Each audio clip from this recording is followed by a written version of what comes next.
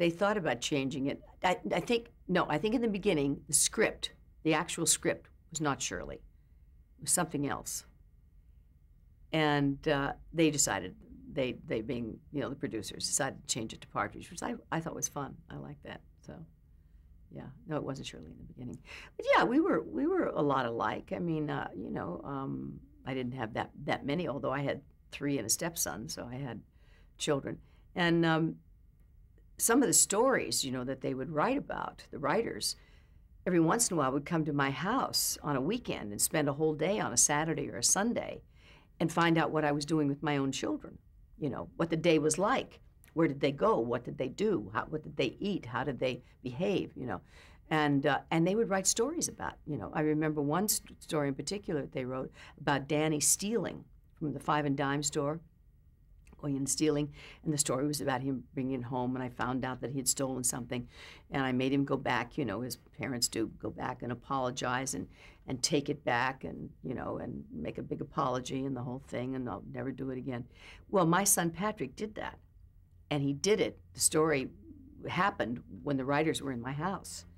You know, he came home. I think it was just a pack of gum or something like that.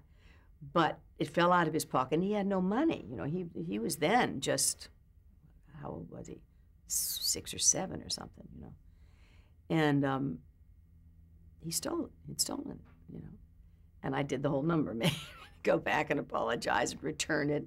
I'll never steal again, you know, that kind of thing. So they took stories like that from my own home, you know. I think one of them where Danny was attracted to one of the little, Jodie Foster, you know, played his girlfriend in the series. I think she did 2 or 3 shows. And I think they took a story. Patrick had a little girlfriend in his class, and he would bring her home every now and then, you know, and so they got that kind of a story, you know, and a couple of the show business stories where we'd sing together and rehearse together and stuff like that, because my kids loved to sing, and they all played instruments, my children. Pat played the drums, Sean played piano, you know, Ryan, my youngest didn't, but you know, David and Sean and Patrick all played instruments and sang.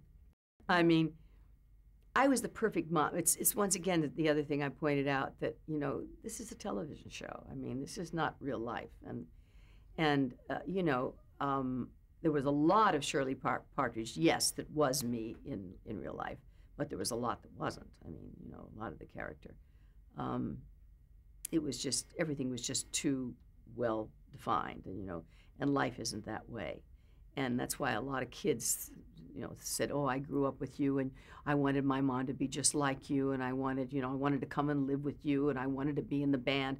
I mean, it did create a lot of that, you know, and that's nice, but, you know, I just always felt sorry for these kids, because obviously something was really lacking in their life, you know.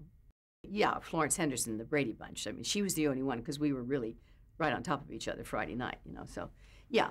We had that comparison, still do. You know, I have people call me Florence, and she has people call her Shirley. So I mean, we had that, but she was the only one, really.